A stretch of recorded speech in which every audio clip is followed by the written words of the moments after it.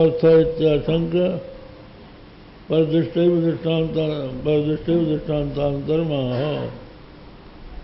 ये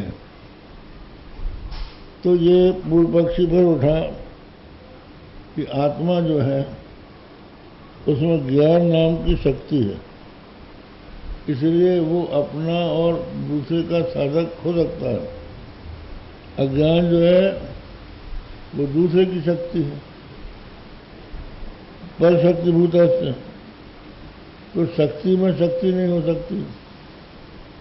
शक्ति में शक्त्यंतर का योग नहीं है, इसलिए उस अज्ञान को अपने साधन के लिए दूसरे अज्ञान की आवश्यकता पड़ेगी, और उस अज्ञान को अपने लिए तीसरे अज्ञान की आवश्यकता पड़ेगी, अनवस्था हो जाएगी।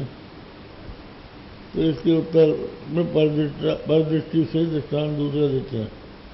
वेदांत भेद्यंत भिन्नति वेदो यथैव वेदांतरमंतरेण मोहंच कार्यंच विभक्ति मोह तथैव मोहांतरमंतरेण। तो ये बताया कि ये जो नैयायिक लोग हैं ये चार प्रकार का अभाव मानते हैं।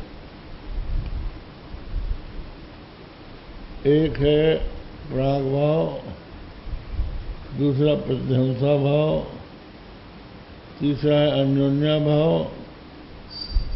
और चौथा अत्यंता भाव। तो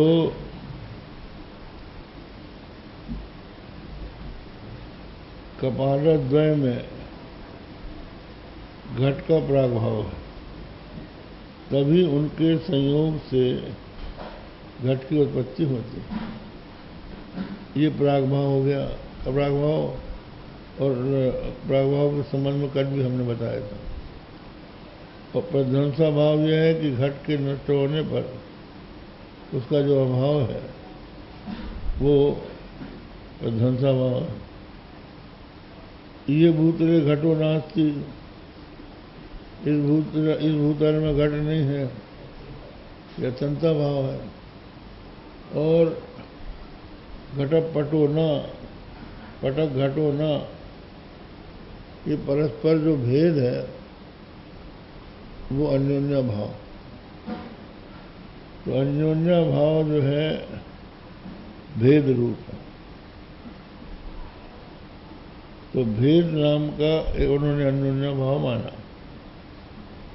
हम लोग तो ये मानते हैं वेदांती लोग कि घट का अभाव पट में जो है पट रूप है, वो पट का अभाव घट में घट रूप है। भेद नाम की कोई अलग चीज नहीं है। लेकिन नैयायिक लोग भेद नाम की एक वस्तु मानते हैं। तो भेद जो है भेद को भिन्न करता है। घट पट दो भेद हैं, घट पट दोनों भिन्न हैं, इनका साधक कौन हुआ? भेद हुआ। अच्छा, भेद का साधक कौन होगा? तो आप दूसरा भेद मानोगे। उस भेद का साधक कौन होगा? का तीसरा भेद। आपके यहाँ भी तो अनवस्था हो जाएगी। इसलिए भेद को भी भिन्न करता है और अपने को भी भिन्न कर देता है, वो भी अंगीकार करता है।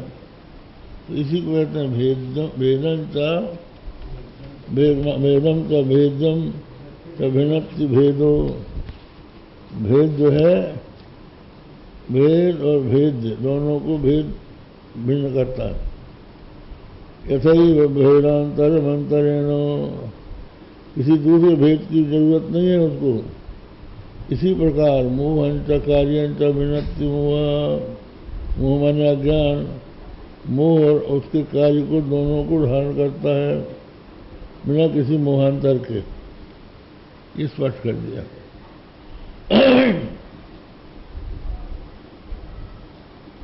यथैव ही भेदो अन्योन्या भावो, वही हमने बताया था अन्योन्य भाव। भेद क्या है? अन्योन्य भाव। भेदजम घटपटद्वयम, भेद माने घटपट दो, दोनों को मितो भिन्नम बोधयति, दोनों को भिन्न बताता है। और आत्मान भी भेदम घटादि भेदात सकाशात विनप्ति, और अपने आप को भी घटादि से भिन्न सिद्ध करता है। न तो सब प्रतियोगितम भेदांतरण अपेक्षते, कोई दूसरा भेद अपना प्रतियोगी की अपेक्षा नहीं करते।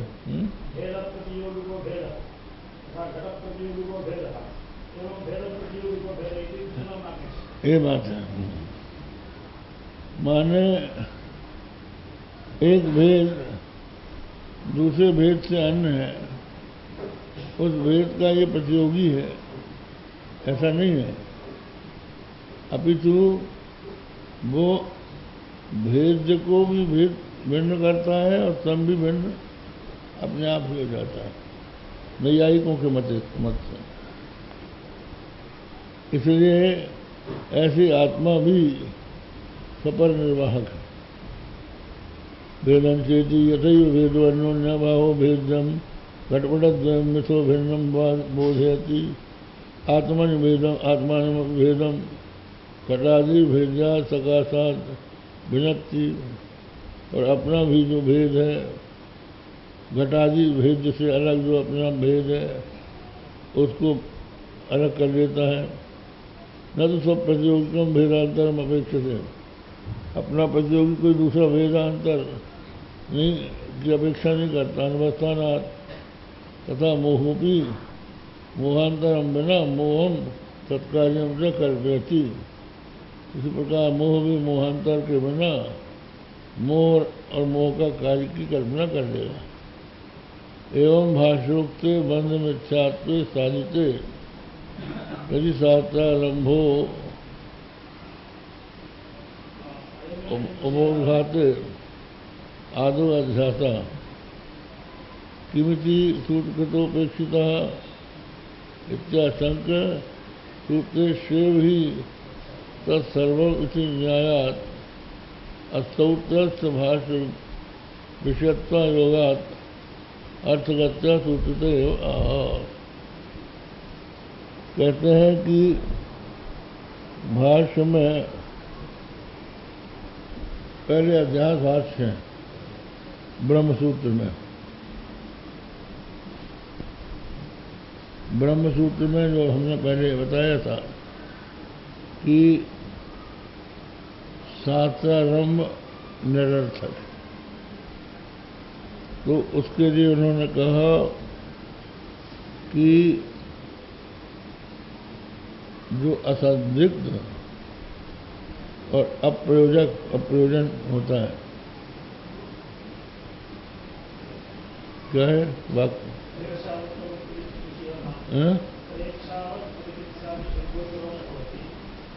यदसंदिग्धम अप्रयोजनम, ये आ गया, बड़ा सपंक्ति भूल रहे थे। यदसंदिग्धम अप्रयोजनम न तत्प्रेक्षावत प्रतिष्ठा गोचरः यथा स्वीता लोक मध्यवर्ती घटा करदंता हुआ। उन्होंने ये कहा था कि जो